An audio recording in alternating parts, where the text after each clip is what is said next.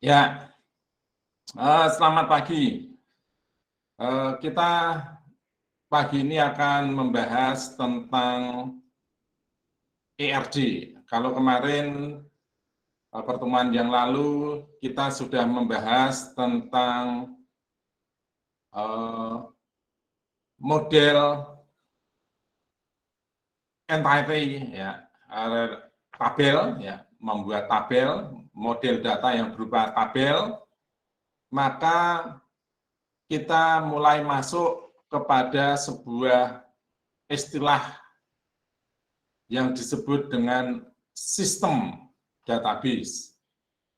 Sistem database artinya kumpulan dari database, kumpulan dari tabel yang saling terhubung atau berelasi satu dengan yang lainnya. Nah, untuk menggambarkan hubungan antar tabel atau antar data dalam sebuah sistem basis data, itu menggunakan salah satu model yang sampai sekarang juga masih cukup in untuk dipakai meskipun ada diagram yang lain, yang kita kenal dengan istilah entity relationship diagram atau diagram relasi entitas, ya, diagram relasi entitas, mau seperti apa boleh saja. Nah, jangan bingung, akan muncul beberapa istilah yang sama dengan pada waktu saya menjelaskan tentang tabel kemarin, ya, tetapi maknanya berbeda. Ya, maknanya berbeda. Enggak apa-apa, teman-teman, ya, enggak apa-apa. Jadi istilahnya sama, tapi maksudnya berbeda. Ya. Simak saja, enggak apa-apa, ya. Nanti saya jelaskan.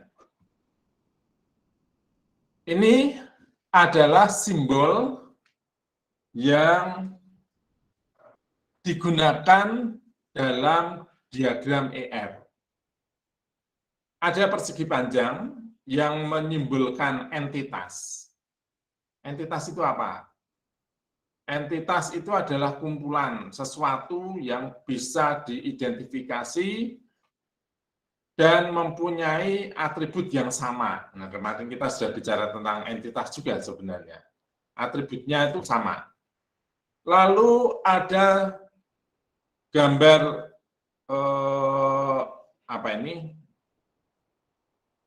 Belah ketupat, ya. Belah ketupat yang menyimbolkan hubungan. Ya. Belah ketupat yang menyimbolkan hubungan. Lalu ada elips. Elips yang digunakan untuk menyebutkan atribut. Kemudian nanti akan ada garis yang menghubungkan dan juga ada angka, ya, dan huruf, ya, yang menghubungkan tingkat dari hubungan tersebut. Ya. Ini simbol yang dipakai ada 3 ini. Oke.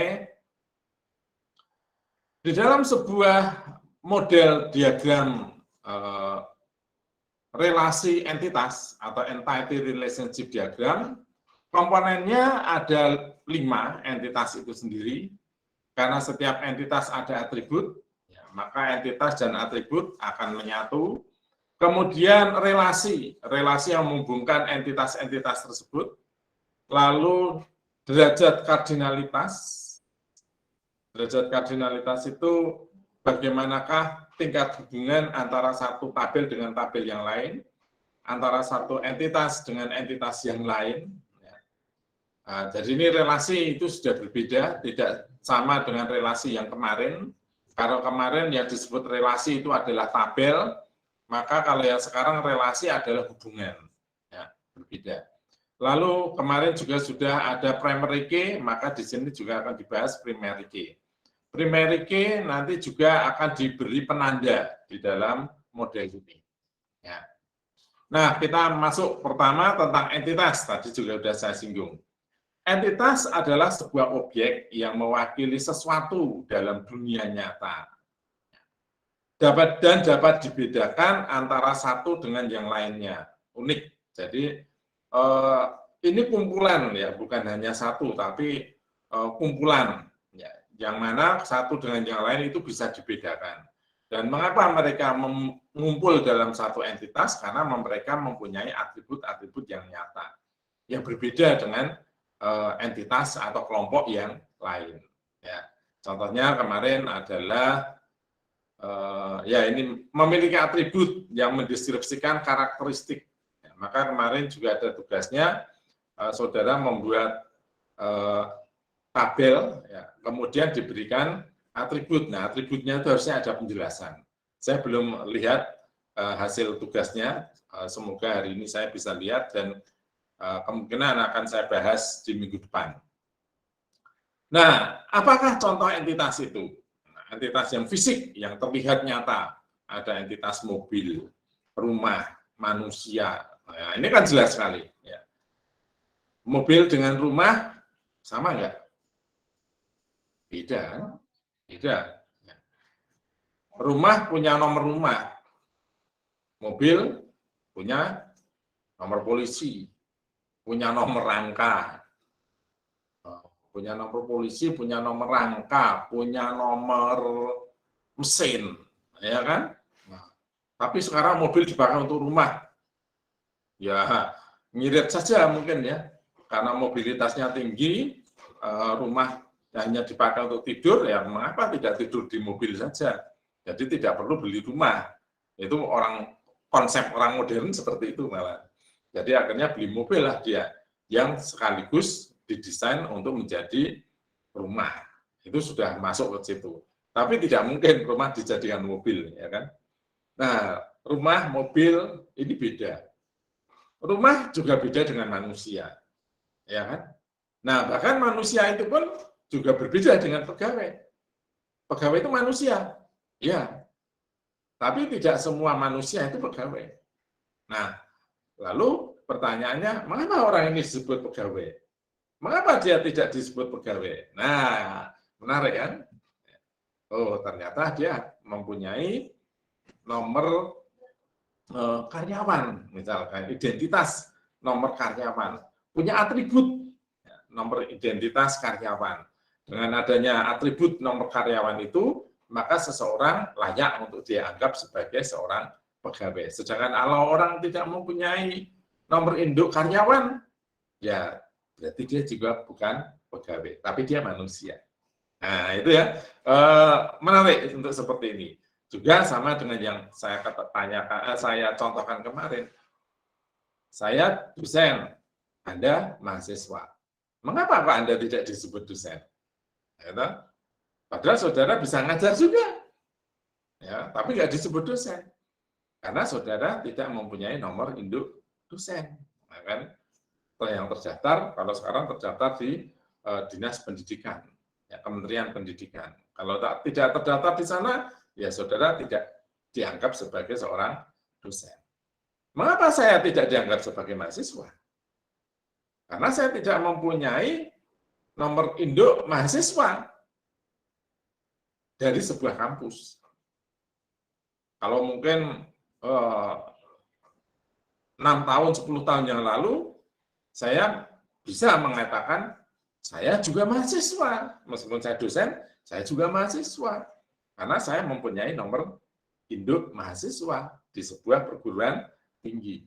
Meskipun bukan UDINUS ya, tapi saya mahasiswa di perguruan tinggi yang lain. Nah, itu saya boleh mengatakan itu. Nah, dengan status kemahasiswaan itu, meskipun saya juga ternyata dosen dan juga sudah tua, maka saya punya hak untuk mendapatkan fasilitas. Misalkan apa? Naik BRT, bayarnya cukup Rp1.000, ya kan? Kalau saya tunjukkan nomor mahasiswanya. Mengikuti seminar harusnya membayar 1 juta, tapi karena saya menunjukkan mahasiswa, saya dapat diskon menjadi 500.000. Ya. Saya masih dapat seperti itu. Saya membeli buku di Gramedia, saya mendapatkan diskon 15.000. Begitu saya tunjukkan kartu mahasiswa saya. Meskipun dia juga bingung, masa sih Bapak mahasiswa? Oh iya, mahasiswa, ini buktinya. Kalau nggak percaya, telepon saja perguruan tingginya. Atau cek saja di situs kementerian, ada enggak nama saya di situs sebagai mahasiswa. Nah, itu adalah atribut-atribut yang akhirnya membedakan satu entitas dengan entitas yang lain. Ada lagi sebuah entitas itu yang bersifat abstrak. Kalau tadi fisik itu jelas terlihat. Tapi ada juga yang bersifat abstrak atau konsep. Apa itu? Departemen. Departemen kan nggak terlihat. Karena departemen itu kumpulan orang. Pekerjaan, ya seperti dosen, itu kan nggak terlihat juga. Yang terlihat manusianya. Manusianya yang terlihat. Bukan dosennya itu. Nah, dia menjadi dosen saat kita kemudian melihat atribut yang dimiliki. Mata kuliah, ini juga bukan sebuah barang fisik, karena mata kuliah nggak bisa dilihat. Ya kan? Nggak bisa dilihat mata kuliah. Saudara pernah lihat mata kuliah basis data, jalan-jalan gitu? Nggak bisa. Ya, ini adalah satu entitas yang disebut dengan entitas abstrak. Lalu ada juga entitas yang masuk di dalam kelompok kejadian. Jadi kejadian itu bisa menjadi sebuah entitas. Contoh pembelian. Pembelian itu kan kejadian. Kecelakaan, kejadian. Bencana, itu kejadian. Penjualan, kejadian. Peminjaman, ya. Jadi sebuah peristiwa itu juga bisa menjadi entitas. Nah, jadi ada hal-hal yang fisik, ada hal-hal yang konsep atau abstrak, ada hal-hal yang merupakan atau mewakili peristiwa. Balap motor, itu kan kejadian. Kejadian itu. Oke, sampai di sini dulu. Ada yang mau ditanyakan?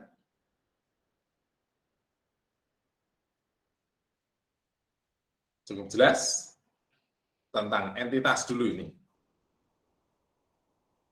Silakan kalau ada yang mau tanya.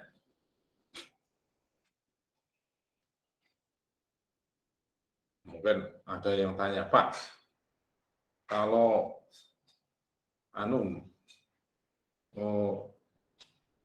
hantu bisa disebut entitas enggak?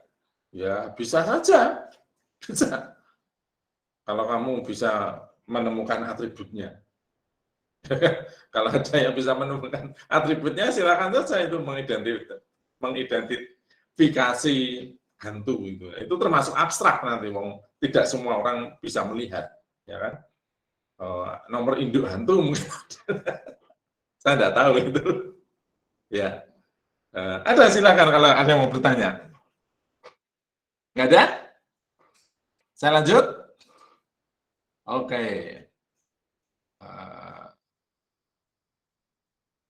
Oke. Nah, ini oke.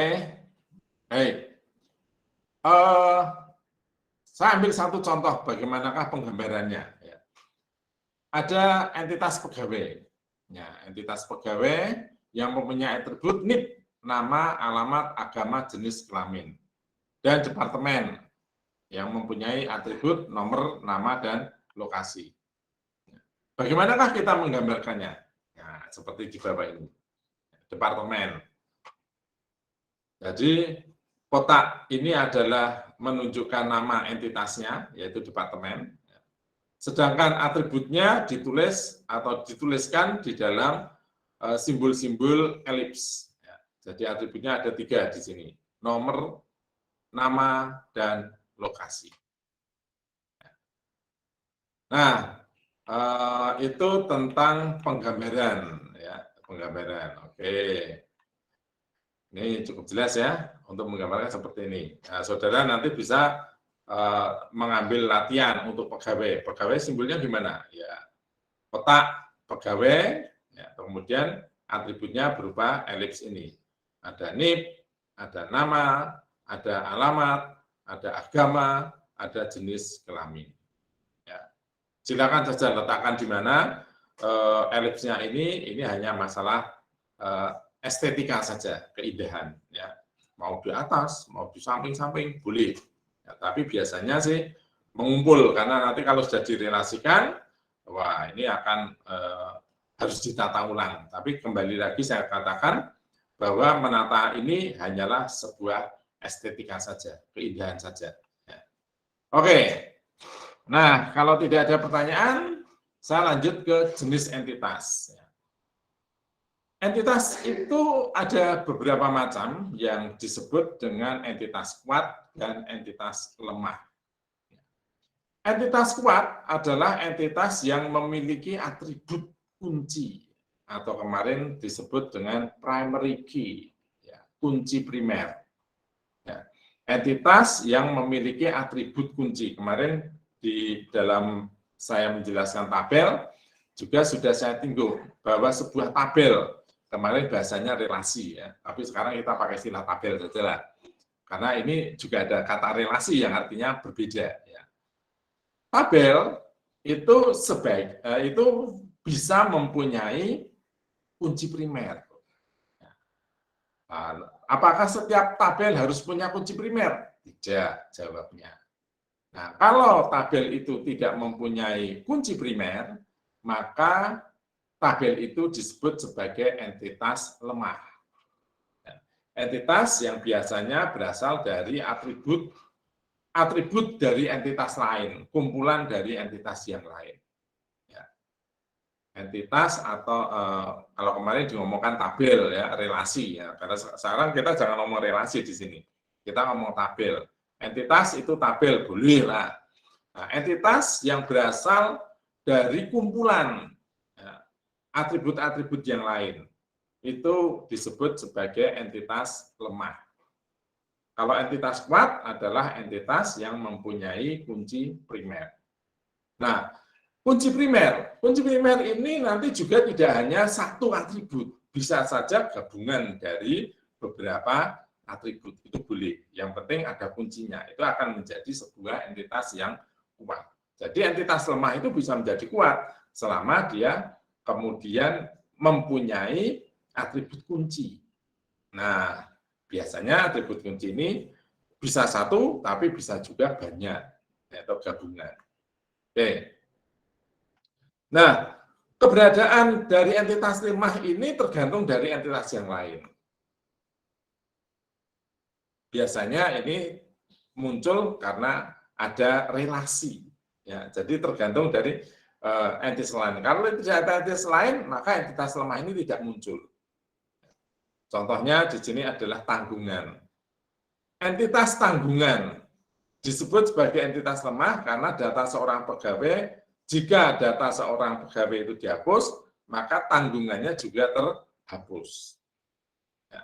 Jadi keberadaan tanggungan itu bergantung kepada data pegawai. Jadi misalkan seperti saya ya, saya jadi pegawai di Universitas Dianus Mantoro. Nah, saya ditanya, punya istri? 1. Ya. Punya anak? 1. Nah, karena saya mempunyai istri dan anak, maka saya mendapatkan tunjangan. Ya, tanggungan, yaitu saya dapat tunjangan. Ya. Jadi gaji saya nanti akan tambah kalau anak saya tambah. Ya. Tapi kalau istrinya tambah malah dikeluarkan. Kan? Kalau anaknya tambah, saya dapat duit lagi, ya karena itu tanggungan saya. Nah, kalau saya keluar dari Udinus, ya data istri dan anak saya ya hilang otomatis. Karena keberadaan data anak istri saya itu tergantung dari saya. Ya kan? Demikian pula kalau mahasiswa ini juga ada data atau entitas yang lemah, yaitu entitas orang tua. Kalau saudara nanti lulus, ya nama orang tua saudara akan dihapus juga. Ya, atau tidak usah nunggu lulus. Ya, saudara keluar, ya nama orang tua saudara akan ikut dihapus. Jadi keberadaannya tergantung dari saudara. Kalau saudara nanti masuk lagi, ya nama orang tuanya akan masuk lagi. Nah, itu contoh dari entitas lemah.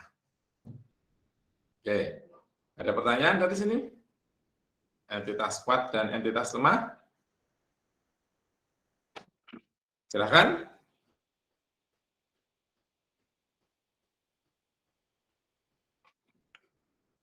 Ada yang mau ditanyakan? Tidak ada? Baik. Kita masuk lagi, lanjut lagi ke jenis entitas. Atribut. Di dalam entitas mahasiswa, ya, mahasiswa itu punya atribut. Apa? NIM, nama, kelas, dan seterusnya. Kalau sekarang itu di data kementerian, saya juga baru tahu ini. Ternyata yang lebih penting itu ada, yang penting juga di samping nama, alamat saudara, nomor telepon, kemudian nomor induk siswa, ya, nomor NIS, sekarang sudah punya NISN, nomor induk siswa nasional, itu penting, nomor induk NIK, kependudukan, itu penting, dan juga yang penting lagi adalah nama ibu. Wah, nama ibu itu juga penting. Nah, jadi berbahagialah di sini para mahasiswi, ya. Nanti kalau menjadi ibu, maka namanya itu menjadi penting. Nama bapak tidak penting. Kasihan sekali ini, nama bapaknya nggak penting. Nah, kok nama ibu, Pak? Kenapa bapak Anda dipakai? Ya, saya sih ada jawabannya, tapi nanti di kelompok yang lain saja, ya, kita diskusi.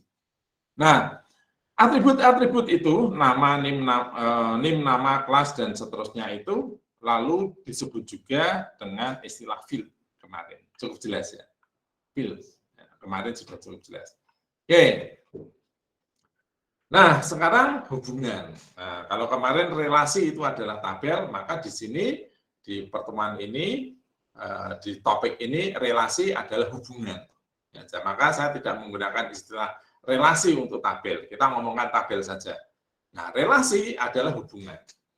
Atau penghubung antar satu entitas dengan entitas yang lain di dalam sebuah sistem komputer atau sistem basis data. Pada akhirnya, relasi itu nanti juga akan menjadi sebuah file, akan menjadi sebuah tabel, yang kemudian sering disebut sebagai tabel transaksional. Mengapa? Karena tabel ini muncul atau data di dalam tabel tersebut muncul karena ada relasi antar entitas. Nah, boleh dengan kalimat yang lain, contoh relasi yang terjadi di sebuah perpustakaan adalah anggota meminjam buku. Nah, itu nanti istilahnya seperti itu. Yaitu kalimat logis, ya, untuk menghubungkan anggota meminjam buku. Nah, kalau anggota ini tidak pinjam buku, ya nggak bisa. Hati-hati, jangan ngebut saya.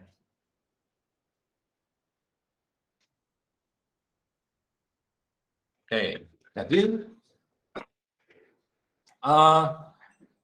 datanya tergantung dari adanya transaksi itu. Ya. Kalau ada buku di perpustakaan, ada daftar anggota, semua mahasiswa UDINUS yang aktif itu otomatis menjadi anggota. Tapi nggak ada yang pinjam. Ya tidak akan muncul itu transaksi, ya kan? Seperti selama pandemi ini mungkin, ya, tidak ada satupun mahasiswa yang meminjam buku. Wong selama tidak pandemi aja jarang yang pinjam. Oke. Nah, anggota dan buku adalah entitas. Meminjam, mengembalikan itu adalah sebuah transaksi, ya.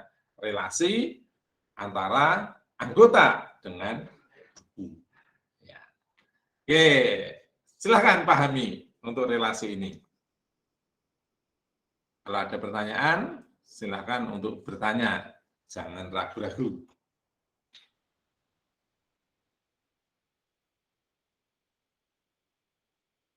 Oke, lanjut.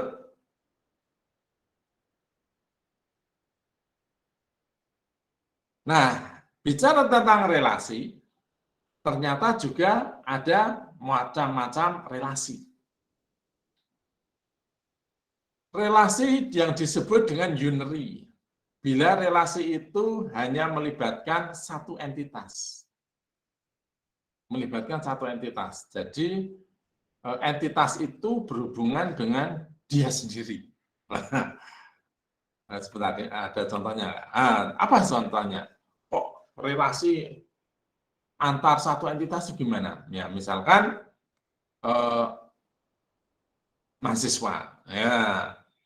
Mahasiswa itu punya relasi dengan mahasiswa yang lain. Apa contohnya? Bahwa mahasiswa itu punya relasi dengan mahasiswa lain. Loh. Apa contohnya? Komting. Ya, toh? Di kelas saudara ada seorang mahasiswa yang menjadi komting. Tapi komtingnya ini ya mahasiswa. Ya. Atributnya sama dengan mahasiswa yang lain. Nggak ada bedanya. Nggak ada bedanya. Cuma punya NIM juga. Nah, berarti ini relasi adalah yang disebut dengan relasi unary. Karena dia berrelasi dengan dirinya sendiri.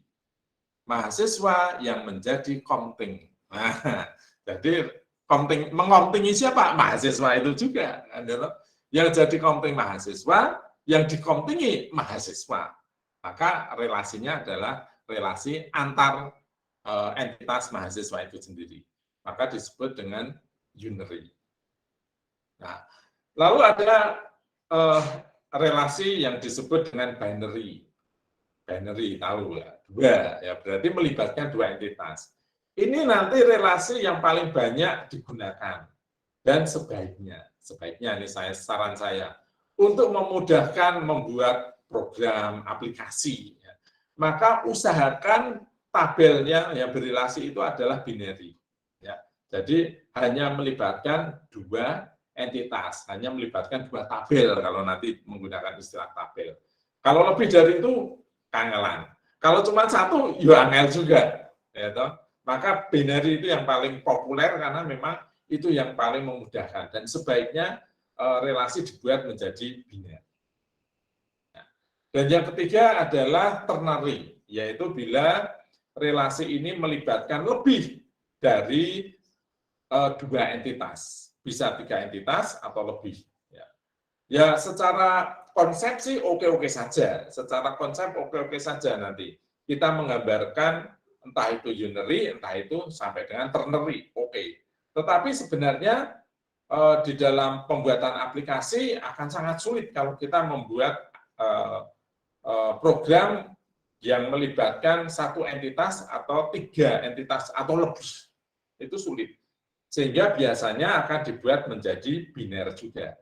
Nanti saya akan jelaskan bagaimanakah sebuah relasi yang ternary ataupun unary bisa kita ubah menjadi biner untuk memudahkan menggambarkan relasi itu. Ya. Oke. Nah, relasi yang biner yang melibatkan dua entitas itu juga ada banyak macamnya. Yang disebut dengan one to one, one to many, atau many to one, ya, tergantung dari kita membacanya, atau many to many. Ya. One to one, satu ke satu, yaitu bila masing-masing anggota dari entitas itu hanya terhubung dengan anggota yang lain itu satu dan tidak lebih. Demikian pula sebaliknya. Ya. Oke, ini saya kira ada gambarnya. Oke, nah ini relasi one to one itu seperti ini. Ya. Relasinya satu ke satu. Satu ke satu. Apa ya contohnya? Contoh relasi dari one to one ini apa? Relasi antara apa dan apa? Mungkin saudara ada yang bisa memberikan contoh? Relasi satu ke satu. Apa?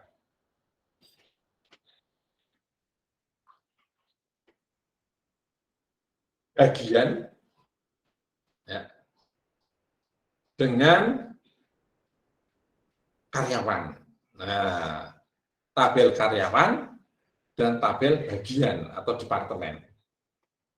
Apa Pak relasinya? Nah, kalau ingin menghubungkan harus ada relasinya. Relasinya adalah memimpin. Ya. Karyawan memimpin departemen. Seorang karyawan hanya bisa memimpin satu departemen. Demikian pula sebaliknya, satu departemen hanya dipimpin oleh satu karyawan. Ya. Nah, itu contoh dari relasi bantuan. Satu karyawan, ya, yang direlasikan adalah karyawan dengan departemen. satu karyawan memimpin satu departemen, sebaliknya satu departemen itu juga hanya dipimpin oleh satu karyawan. Itu contoh bantuan. Meskipun kadang itu bisa dibantah, saudara-saudara. Masa sih satu departemen hanya dipimpin oleh satu karyawan? Gitu. Kalau saya kritisnya begitu. Mungkin saudara juga tolong cermati. Pak, itu kayaknya bukan bantuan, bantu meni. Kok bisa bantu meni? Karena satu departemen itu tidak mungkin dipimpin hanya satu karyawan. Pasti banyak karyawan yang pernah memimpin departemen itu. Wah, betul. Dalam kurun waktu yang berbeda. Ya, begitu kita tambahkan atribut masa jabatan, maka ini menjadi bukan bantuan lagi, tapi bantu meni. Nah, kita sudah masuk ke bantu meni. Relasi bantu meni. Ini yang paling banyak, relasi bantu meni. Apa? Banyak sekali. Mahasiswa dengan dosen. Itu banyak bantu meni. Apa? Mahasiswa dengan dosen. Mahasiswa menjadi perwalian dosen. Ya toh? Seorang dosen itu mempunyai banyak mahasiswa yang perwalian.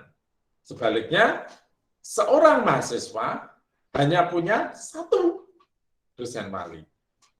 Apakah Anda punya dosen wali lebih dari satu? Selama kuliah di Udinus, nggak akan pernah. Pasti hanya mempunyai satu dosen wali. Nah, tapi saya nggak mungkin hanya mewaliin satu mahasiswa. Saya menjadi dosen wali banyak mahasiswa. Jadi satu dosen menjadi wali banyak mahasiswa, tapi satu mahasiswa hanya punya satu dosen wali. Itu adalah relasi yang one to many ini. Ya, ini bisa bolak-balik, mau one to many atau many to one, tinggal bacanya aja dari mana. Ya, ini sama. Oke. Nah, relasi yang ketiga adalah many to many, banyak ke banyak. Apa ini Pak relasi banyak ke banyak ini? Apa ada nih? Silakan. Siapa yang bisa menjelaskan atau memberikan contoh antara relasi banyak ke banyak? Siapa bisa? Di lingkungan kuliah saja. Banyak ke banyak. Siapa? Bisa? Atau harus saya pilih? Oh, banyak yang malu-malu nih ya. Oke, saya pilih yang namanya siapa ya? Siapa? Hanif Setia. Coba on cam, Mas Mbak Hanif ini. Hanif Setia. Silakan. Halo. Hanif Setia.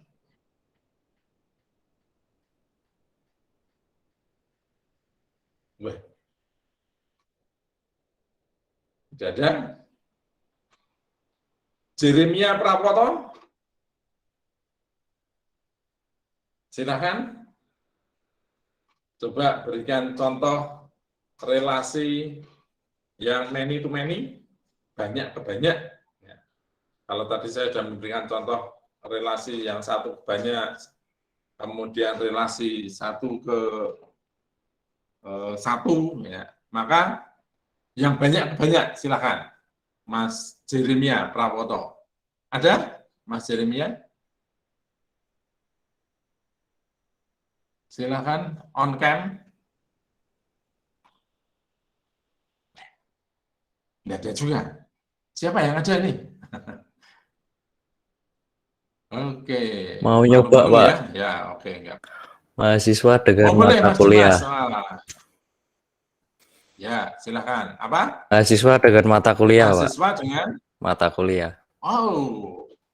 Ya, gimana penjelasannya?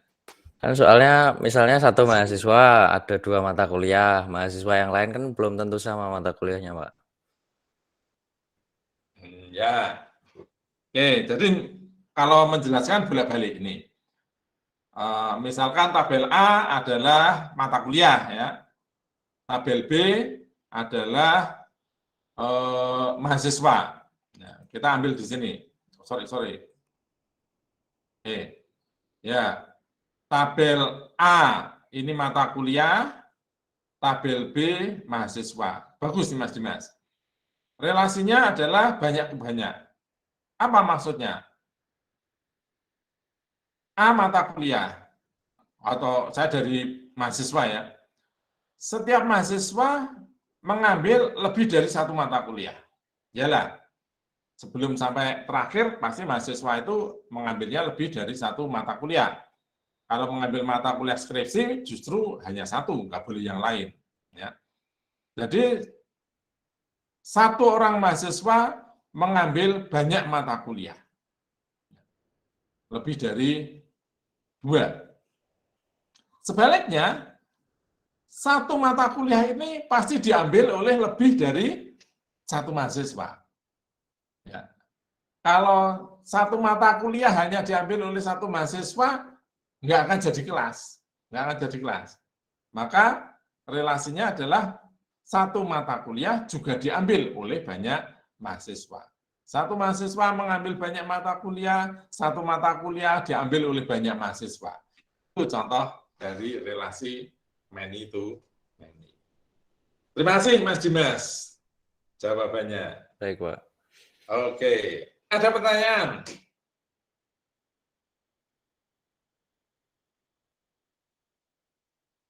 Yang lain?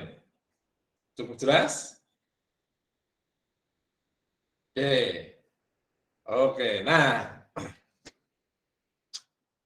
ngomong-ngomong tentang macam-macam relasi. Nanti di dalam saudara merancang satu basis data, di sini ada banyak relasi one-to-one, relasi one-to-many, dan relasi many-to-many. Dalam membuat aplikasi, nanti yang paling mudah itu adalah kalau jenis relasinya adalah one-to-many. One-to-many. Ya, jadi Bapak kalau many-to-many gimana Pak? Ya, nanti kita upayakan untuk bisa menjadi one-to-many. Gimana caranya? Ya, enggak tahu lah nanti. Ya, nanti bisa. Ya, one-to-many menjadi many-to-many, upayakan untuk bisa menjadi one-to-many. Ya, jadi kalau tadi ada unary, ada ternary, enggak boleh. Baiknya binary. Ya, maka dari binary yang di sini ada one-to-one, one-to-many, dan many-to-many, maka sebaiknya dibuat one-to-many. Sebaiknya loh ya, sebaiknya. Kalau toh enggak bisa, ya enggak apa-apa. Ya, toh. Apakah enggak boleh Pak one-to-one? Oh boleh. Apa enggak boleh Pak many-to-many? Boleh. Mengapa tidak kalau kondisi atau kenyataannya begitu. Tetapi kita bisa merancang ulang sehingga yang many-to-many itu menjadi one-to-many. Yang one-to-one menjadi one-to-many juga. Ya. Contohnya itu tadi kan one-to-one itu. Kalau dari penjelasan sekilas sih oke. Ya. One-to-one. Karyawan memimpin departemen. Seorang karyawan hanya memimpin satu departemen. Sebuah departemen hanya dipimpin oleh satu karyawan. Betul. Betul statement itu. Tetapi menjadi salah manakala kemudian ada masa kerja. Begitu masa kerja dituliskan, wah ternyata departemen ini telah dipimpin oleh banyak orang. Demikian pula sebaliknya.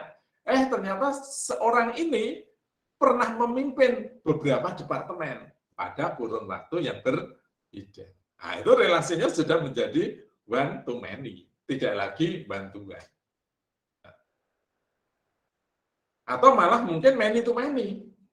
Banyak karyawan pernah memimpin banyak departemen, ya toh, dalam kurun waktu yang berbeda. Demikian pula satu departemen juga dipimpin oleh banyak orang dalam kurun waktu yang berbeda-beda. Nah, itu menjadi many-to-many, saudara-saudara. Paham ya? Jangan bingung ya. Nah, ini tadi kok bisa begitu, Pak? Karena saya menambahkan atribut baru, yaitu apa? Masa. dia menjabat. Kalau tidak pakai masa menjabat, hanya saat ini saja, ya one to one. Tapi begitu saya munculkan masa menjabat, menjadi many to many. Oke, ini banyak diskusi nanti. Makanya saudara jangan diem. Begitu ada keraguan, tanya. Itu ya. Kalau enggak nanti kelewatan itu, saudara akan menjadi bingung kok. Oke, nah ini simbol secara software ya. Jadi beberapa software untuk menggambarkan ER ini ada simbol seperti ini. Tapi kalau saya tidak pakai simbol ini malah pusing ya. Biasanya kalau kita menggambarkan nanti menggunakan 1 dan N gitu aja. Kalau itu 1 ke 1 ya beri tulisan 1, 1. Kalau relasinya adalah one to many ya 1 ke N. N itu kan banyak, one to many. Kalau banyak ke banyak ya N ke N gitu aja. Ya, pakai huruf aja. Oke, nah ini ya, ini lambangnya seperti ini. Pak, pakai M ke M atau M ke N atau N ke N? Ya, sakarepmu lah ya. M itu singkatan dari many. Kalau N, maksud ini Pak? Enggak. N ini kan di bahasa matematika ya, bahasa simbol. 1 sampai ke N, itu berarti 1 sampai tak terhingga, kan? Gitu kan? Nah, jadi N itu sudah banyak, maka pakai N ke N boleh. Pakai M ke M ya boleh lah, enggak usah diributkan ya, itu hanya simbol. 1 ke 1, 1 ke N, atau N ke N, atau M ke M. Itu nanti simbolnya seperti itu. Oke. Nah, kalau tidak ada, saya akan lanjut lagi. Ini sudah mengambil contoh juga ya, gambarnya. Di sini ada satu contoh relasi antara manajer dengan departemen. Yang saya ambil tadi adalah contohnya 1 ke 1. Ya. Satu entitas pada tipe entitas A berhubungan dengan paling banyak satu entitas B, dan sebaliknya. Contoh, seorang manajer hanya memimpin satu departemen, dan sebaliknya. Betul, ya kan? Satu departemen hanya dipimpin oleh seorang manajer. Oke. Nah, maka relasinya digambarkan seperti pada slide ini. Ya. Di situ banyak manajer, di situ banyak departemen. Tetapi satu departemen hanya dipimpin oleh satu manajer. Demikian pula satu manajer hanya memimpin satu departemen. Maka gambarnya adalah seperti ini. Relasi manajer, departemen, relasinya adalah manage, ya. Memanage, memanageri, memimpin. Nah, manajer memimpin departemen. Ya, ini menggunakan bahasa logika, memimpin. Relasinya adalah 1 ke 1. Artinya satu manajer hanya memimpin satu departemen dipimpin oleh satu manajer. Selalu kita bolak-balik, Mas, ya, kalau membuat ini. Nah, ini adalah contoh dari kardinalitas 1 ke 1. Oke, ini adalah salah satu contoh kardinalitas 1 ke banyak. 1 ke banyak, one to many. Satu entitas A dihubungkan dengan sejumlah entitas B, tapi tidak sebaliknya. Contohnya adalah karyawan untuk departemen. Ya, banyak karyawan bekerja untuk satu departemen. Sebaliknya, satu departemen bekerja, satu departemen itu banyak memiliki karyawan. Satu departemen banyak memiliki karyawan. Satu departemen memiliki satu karyawan. Tapi satu karyawan hanya bekerja untuk satu departemen. Bolak-balik. Satu karyawan hanya untuk satu departemen. Tapi satu departemen banyak karyawan. Maka relasinya disebut dengan one to many. Itu bayarnya dari sini. Satu departemen, banyak karyawan. Tapi kalau membacanya banyak karyawan untuk satu departemen, ya many to one bacanya. Maka boleh saja saudara membaca one to many atau many to one, tergantung dari arah saudara membaca. Nah, untuk relasi yang one to many digambarkan menjadi seperti ini. Cukup jelas? Ini departemennya satu, karyawannya banyak. Satu departemen, banyak karyawan. Banyak karyawan, satu departemen. Atau satu departemen, satu karyawan. Nah, boleh bantu Many. Oke. 11, ada pertanyaan? Oke, selanjutnya, many to many, apa contohnya? Nah, ini menggunakan contoh, kalau tadi mata kuliah, ini pakai contoh adalah proyek. Seorang karyawan bisa dipekerjakan di banyak proyek. Demikian pula sebuah proyek itu pasti mempekerjakan banyak karyawan. Ya. Maka digambarkan realitanya seperti ini. Satu karyawan itu bisa bekerja di banyak proyek. Ini contoh E1 bekerja di P1 kebetulan. E2 bekerja di proyek P2 dan juga proyek P1. E4 juga bekerja di proyek P2 dan juga di proyek P3. Ya.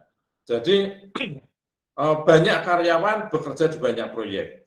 Demikian pula banyak proyek mempekerjakan banyak karyawan. Maka relasinya adalah many to many. Nah, disimbolkan seperti ini. Ya. Ini kebetulan pakai M dan N. Kalau pakai N dan N juga boleh. Ya. Nah, kalau banyak ke banyak, ya bolak-balik tetap banyak ke banyak. Ya kan? Banyak karyawan bekerja di banyak proyek. Banyak proyek mempunyai banyak karyawan. Gitu. Atau kalau pakai istilah satu juga boleh. Satu karyawan bekerja di banyak proyek. Satu proyek mempekerjakan banyak karyawan. Nah, satu proyek banyak karyawan, satu ke M. Satu karyawan banyak proyek, satu ke M. Nah, jadinya yang dipakai yang M ke M, satunya kalah. Ya, itu cara mendeteksinya juga dengan cara begitu boleh. Seorang karyawan bisa bekerja di banyak proyek, satu ke M. Kita balik. Sebuah proyek melibatkan banyak karyawan, nah, satu ke M. Nah, jadi sini M, sini ada M juga, atau N ya. Maka relasinya adalah banyak ke banyak. Oke, ada pertanyaan? Lanjut. Nah, kita masuk ke istilah primary key. Primary key, apa sih primary key atau kunci primer itu? Di setiap entitas itu seharusnya ada atribut, seharusnya, tapi tidak harus kan berarti. Misalkan untuk mahasiswa, pilih atribut NIM sebagai kunci utama, karena tidak ada satupun mahasiswa yang memiliki NIM ganda. Ya, tidak ada. Setiap mahasiswa pasti mempunyai satu NIM. Tidak ada satu NIM yang dimiliki oleh banyak mahasiswa. Demikian pula seorang mahasiswa itu ya hanya akan punya satu NIM. Mungkin saudara bertanya, Pak, kalau saya kuliah di dua prodi yang berbeda gimana? Nah, tetap saja dalam konteks prodi mahasiswanya tetap satu. Ya, jadi saudara itu mahasiswa itu berbeda dengan manusia. Ya. Saat saudara menjadi mahasiswa teknik informatika, ya mana ada mahasiswa teknik informatika lain selain Anda? Tidak ada toh? Nah, Pak, tapi saya juga kuliah di sastra Inggris. Nah, saya kembali ke sastra Inggris. Mahasiswa sastra Inggris itu apa ada yang double namanya? Misalkan saya ambil contoh nama di sini Gabriel ya. Di TI ini yang namanya Gabriel, Mas Gabriel, NIM-nya berapa Mas? Wah, ya Bang Suli. Ya, misalkan NIM-nya 112. Ya kan cuma itu aja. Ya, cuma itu aja. Tidak ada yang lain. Nanti kalau saat saudara, Pak, tapi saya juga kuliah di bahasa Inggris. Ya oke, saya tanya. Mahasiswa sastra Inggris yang punya NIM sastra Inggris ini ada berapa? Ya kan cuma satu juga. Ya kan? Jadi kita lihat konteksnya. Nah, meskipun kalau kemudian dilihat dari lebih jauh lagi, ini ada seorang mahasiswa. Ya, bukan seorang mahasiswa, tapi sebenarnya adalah ini ada seseorang yang menjadi mahasiswa di dua prodi. Beda ya. Manusianya sama, tapi dia menjadi mahasiswa di 2 prodi atau mungkin lebih. Nah, tapi kalau kita masuk ke dalam prodinya ya cuma 1 itu mahasiswanya, ya nggak mungkin ada yang lain. Oke, oke ya itu penentuan primary key seperti itu. Nah, kalau di dalam EFD nanti atribut yang merupakan primary key lalu diberi tanda asterisk ya, atau bintang. Oke, nah bicara tentang kunci, maka ada bermacam-macam kunci sebenarnya sebelum ke primary key, yaitu ada super key. Super key adalah satu atau gabungan beberapa atribut yang dapat membedakan. Jadi contoh kalau kita bicara tentang entitas pegawai, ya, nomor KTP, nama alamat itu bisa menjadi pembeda. Nah, maka nomor KTP, nama alamat, jenis kelamin, gaji itu bisa menjadi pembeda. Maka itu bisa disebut sebagai super key. Bisa saja nomor KTP dan nama itu bisa menjadi super key. Ya. Nah, bisa saja itu nomor KTP karena nomor KTP itu ternyata juga tidak ada yang double. Ya, itu juga bisa menjadi super key. Nah, lalu kandidat key. Super key yang jumlah atributnya paling sedikit. Nah, contoh kalau di atas tadi ya. Kalau kita bicara tentang entitas pegawai ini kan ada nomor KTP, nama, alamat, jenis kelamin, gaji misalnya. Ini semua bisa menjadi super key. Ya, kelima-limanya ini. Tapi kalau di peras ya semakin sedikit, ternyata nomor KTP ini sudah cukup untuk menjadi pembeda. Maka nomor KTP bisa menjadi sebuah kandidat key. Nah, kalau nama boleh enggak? Bisa saja sih sebenarnya. Asal nanti pada waktu seleksinya adalah tidak boleh ada nama pegawai yang sama. Kan gitu. Boleh itu. Jadi kalau menyeleksi, siapa nama kamu? Himawan. Oh, enggak diterima. Sudah ada di sini. Gitu. Ah, nanti kalau Himawan yang ini sudah keluar, silakan kamu masuk. Nah, jadi kalau kita menyeleksinya berdasarkan nama, ya bisa saja nama itu menjadi sebuah nama itu bisa menjadi sebuah kandidat key. Ya, oke. Nah, primary key adalah kandidat key yang dipilih. Jadi ada nama, ada nomor KTP, itu bisa menjadi pembeda. Nah, yang kita pilih yang mana? Nomor KTP. Nah, maka nomor KTP ini menjadi primary key. Gitu ya. Jadi primary key itu pasti candidate key, ya. Pasti super key, ya. Tapi super key belum tentu primary key. Super key pasti candidate key, ya. Candidate key pasti super key, ya. Tapi tidak semua super key adalah candidate key. Gitu ya. Nah, ini strukturnya sudah cukup jelas saya kira dari contoh ini. Oke, itu cara mencari primary key atau menetapkan primary key.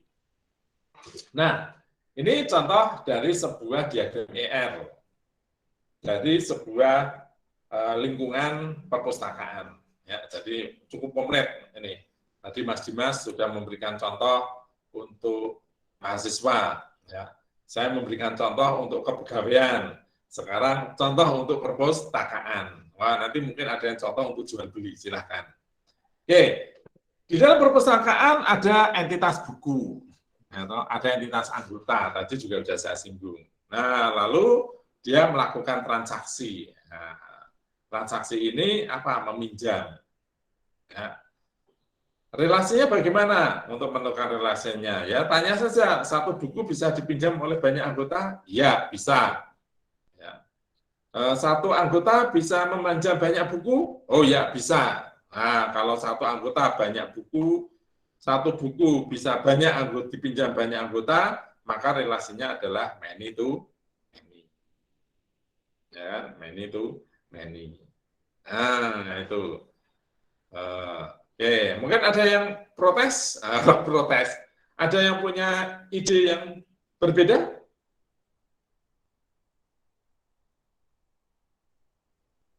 Tidak ada ya. Nah, buku masing-masing punya atribut. Ya. Ada nomor buku, jenis buku, judul, penerbit, tahun terbit, status, pengarang. Kemudian anggota juga punya. Ya.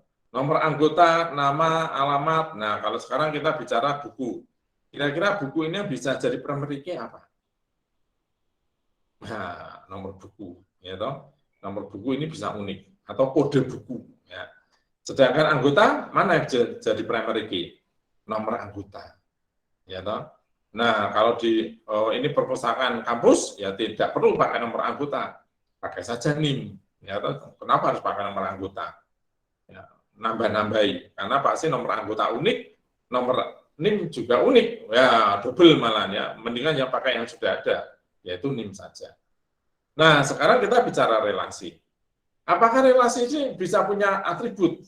Nah, dalam kasus ini ternyata bisa, yaitu pinjam.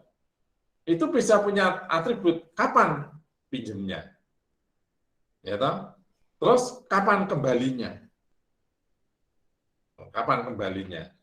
nah, ya, maka bisa menjadi atribut. Oh, berarti relasi bisa punya atribut. Ya, relasi bisa mempunyai atribut. Dan nanti relasi yang terjadi ini pun akhirnya bisa menjadi entitas karena dia punya atribut. Halo? Ya. Karena relasi ini punya atribut, maka dia juga berpotensi menjadi entitas. Oh, gitu. Ya, bisa berpotensi menjadi tabel. Nah, nanti kita bahas topik yang berikutnya, bagaimana mengubah tabel, mengubah model menjadi tabel.